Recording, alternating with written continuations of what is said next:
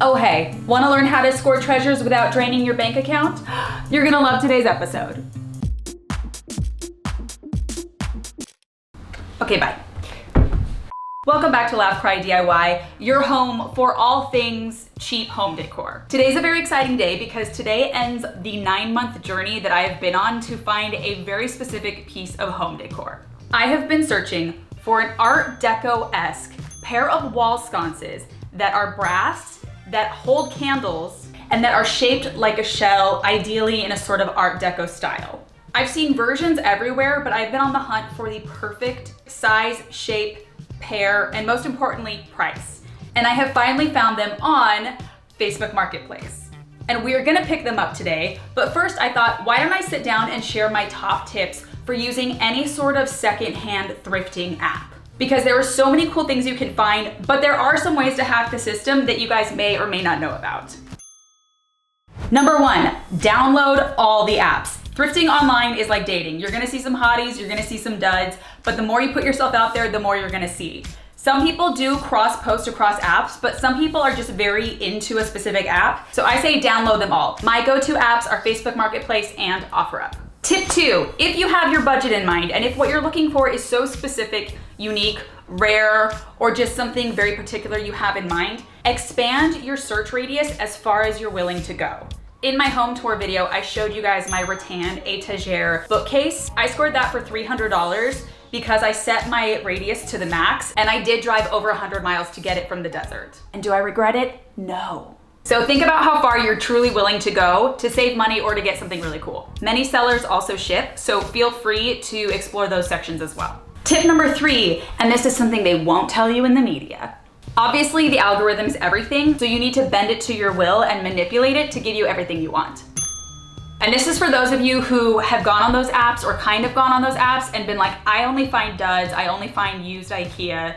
This is how you get the apps to show you what you want consistently. So as soon as you log on, you can look at search terms like mid-century or Art Deco. That'll bring up a bunch of stuff. It doesn't matter the price, just like everything. The more you like, the more you save. A lot of these have features where you can kind of save your favorites. This is gonna teach the algorithm to automatically feed you anything that looks like that. So for me, my algorithm is pretty full of things that match my particular taste, my style, color, textures, all those things.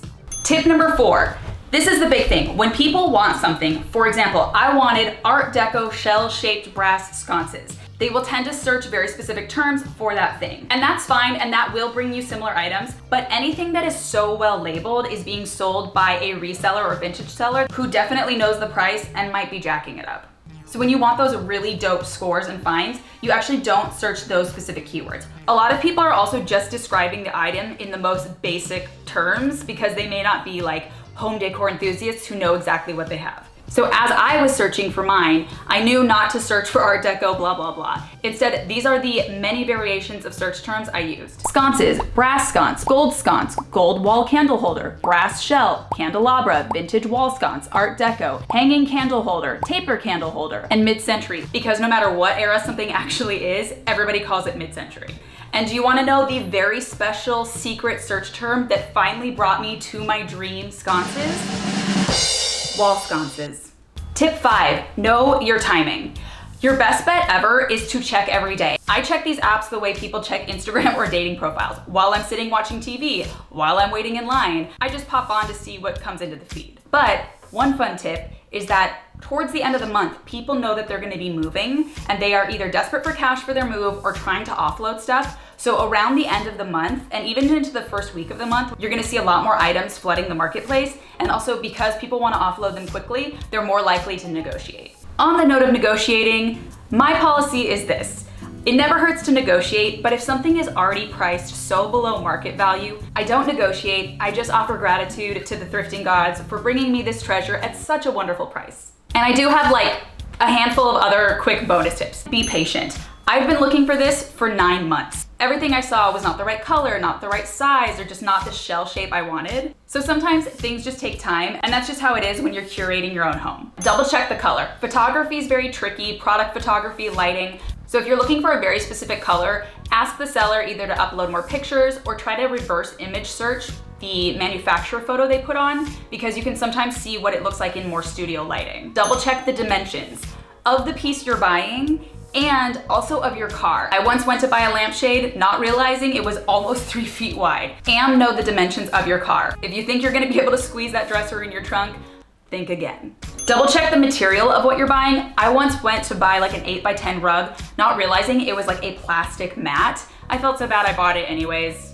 And now that we have all learned how to thrift together, let's go on a road trip to pick up these beautiful pieces, which I am so praying will look as beautiful in person. All right, you guys, they are in my hands. They are as beautiful as I hoped they would be. The girl said she got them from a vintage seller long ago and just ready to pass them off. So are you ready for the final reveal? Ooh, are you kidding? Guys, these are 14 inches high, 11 inches wide. Look at this. We make the perfect girl group. This is Destiny's Child right here. I can't get over it. I can't get over it. I can't stop looking. I can't stop staring. And more importantly, I can't stop plotting and scheming about where I think I want to put these. So I think you guys are gonna have to come back next week to find out what we actually do with these. But in the meantime, I hope that today's tips have been helpful. I hope you guys find some amazing stuff on the apps. And if you do, please feel free to send me photos. You can email to laughcrydiy@gmail.com. You can tag me on Instagram. You can DM me. And please comment below, what is the longest that you have waited to find the perfect thing? And then what was that thing?